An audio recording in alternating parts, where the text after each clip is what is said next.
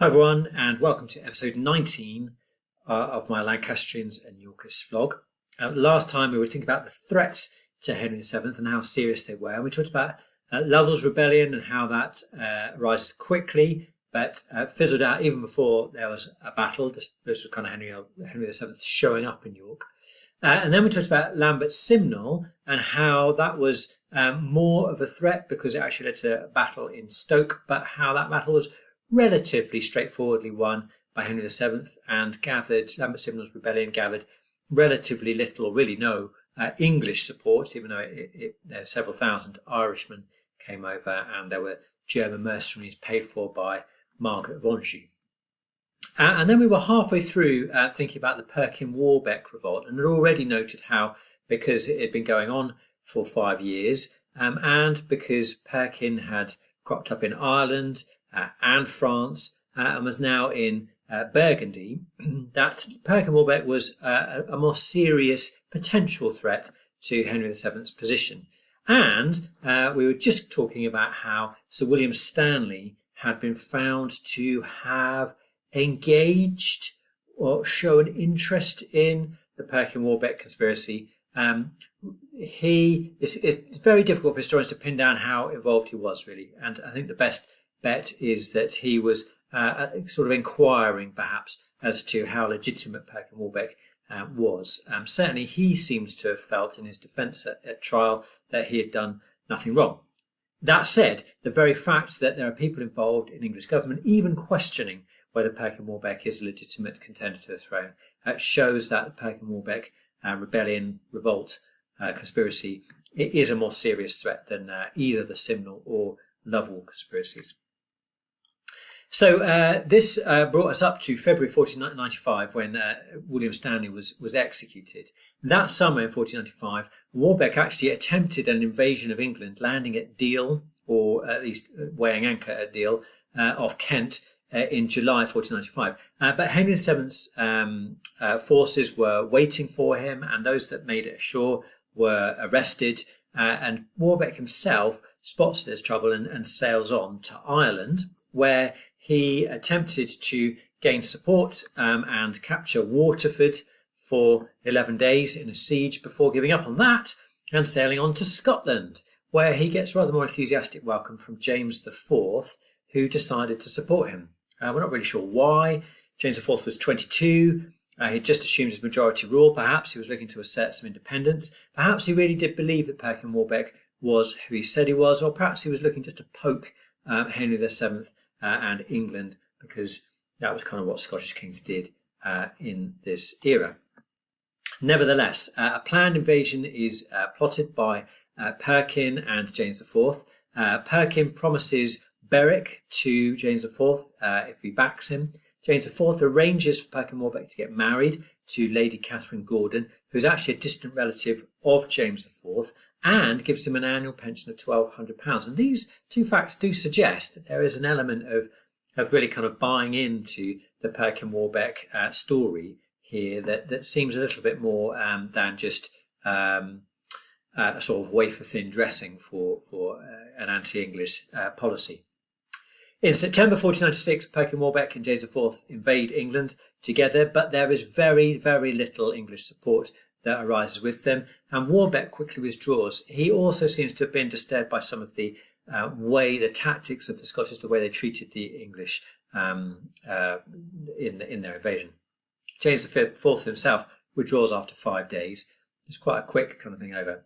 However, this has taken place in response to all of this, Henry VII prepares a large invasion force against Scotland, declares war on Scotland in November 1496, but that invasion is delayed by a Cornish rebellion. And in fact, what happens is that because Perkin-Warbeck gets caught up in the Cornish rebellion, Henry VII then turns to peace instead with Scotland and manages to get a peace treaty signed at Ayrton, Ayrton, in 1497, which included promising his daughter Margaret in marriage to James IV, which was actually happened in 1503. This was the first peace treaty between England and Scotland, the first full peace treaty between England and Scotland since 1328, which is both a sign of Henry VII's success, but also perhaps of the way in which he preferred peace and negotiation to fighting and the spending that went along with that. As part of the treaty, James IV sends Warbeck away to Ireland to get rid of him and not to be accused of housing rebels against the English throne. Let's just pause where we are before we consider the revolts in Yorkshire, tax rebellions in Yorkshire and Cornwall in Henry VII's reign, and the resumption of the Warbeck story, just to highlight the importance of Margaret of Burgundy. She, as I've said already, is the sister of Edward IV and Richard III. She'd married Charles, Duke of Burgundy, back in 1468. He actually died in 1477, but Margaret stayed in Burgundy as Dowager Duchess and retained a lot of influence and status as a result. She always refused to recognise Henry VII as the legitimate King of England and consistently aided his opponents. Here's a reminder of that. She sheltered Francis Viscount Lovell, in 1486, and then Lincoln when he arrived, and sent them both off along with a hatful of cash to help out Lambert Simnel when he rebelled in 1487. She recognised Perkin Warbeck as her nephew officially in 1492. She overcame the trade embargo against Burgundy in 1493. So she's a pretty persistent thorn in Henry VII's side for those 8 years. But in 1496, her influence is greatly reduced by Henry VII negotiating a trade alliance with Burgundy, which was called the Magnus Intercursus, or the Great Intercourse. This trade deal was so important to both sides that the Duke of Burgundy kept Margaret, suppressed her actions against Henry VII after that, and she stops being important. However, I would say that in funding and publicly kind of campaigning for each of the rebellions, she is probably Henry's biggest problem through this period, I would say. Now, let's kind of try and deal quickly with these two tax rebellions. Tax rebellions in Yorkshire in 1489. In fact, let's do this one and then we'll save up Cornwall for next time. The Yorkshire tax rebellion was in 1489. Henry VII has quite a reputation with some historians for greediness, avarice. And one reason of this is the way that he raised money leading both these revolts in Yorkshire and in Cornwall. He raised money in 1489 to fight a war against France. Parliament agrees to the tax. It's £100,000, but only £27,000 was actually collected. One of the reasons that it was resisted, particularly in Yorkshire, is because traditionally, for wars against France, the southern counties would contribute the money, and for wars against Scotland, the northern counties would contribute the money. Basically, wherever the threat was nearest, those would be the people that would be raising the money. And the Yorkshire people, therefore, resented the idea that they were going to contribute to something that they didn't see was anything to do with them. Anyway, the rebellion really kicks off when Henry Percy, the Earl of Northumberland, is sent to Topcliffe in Yorkshire, where he's meant to try and persuade the people to pay the tax, but he was lynched by a mob. It's not really clear why or how this happens. Perhaps Henry Percy is allowed to be lynched by his supporters who went with him because they see him as selling out. He had previously been a supporter of Richard III and was now backing Henry VII. Maybe the mob was just too powerful and overcame them. Maybe things were more, there was kind of more support for the rebellion in the north because it's Richard III's heartland. Perhaps it's all just about tax and the Yorkshire people were having a bad day. We're not really sure how it kicks off. However, it's a big deal because a murder of a senior nobleman who had responsibility for security on the Scottish border represented a massive breakdown in law and order, and there was obvious concern that it would spread.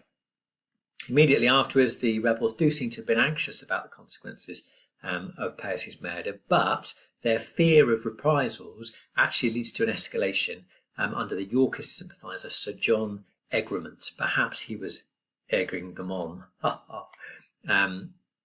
He probably was egging them on, but that's a bad pun on his name as well.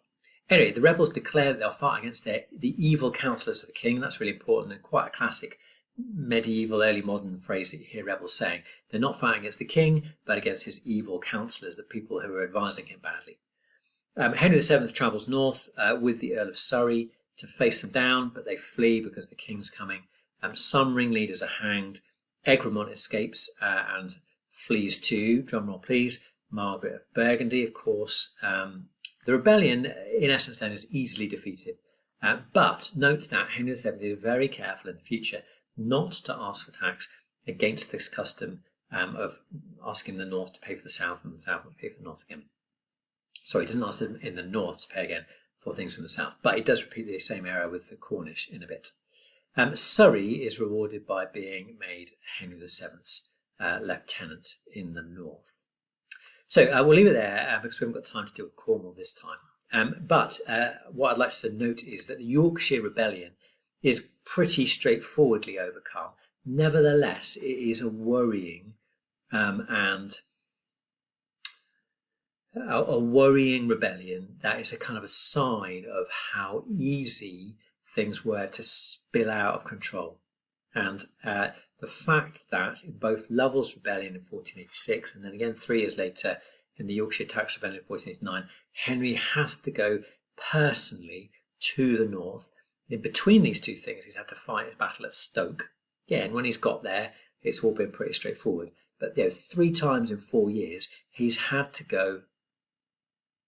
3 times in 4 years, he's had to go to the north, to the Midlands, to face down opposition to him. So there's kind of a persistent problem for him without it ever becoming kind of an overwhelming difficulty. That, I think, is all that I'll say this time. Let's say also the reasons for these challenges. The reason for the challenge in Yorkshire is partly Henry's attitude towards raising the money. He makes a bit of an error there in how it's going to be raised, and then also the underlying Yorkist sympathies, again, that get out of hand. So John Egremont stirring things up.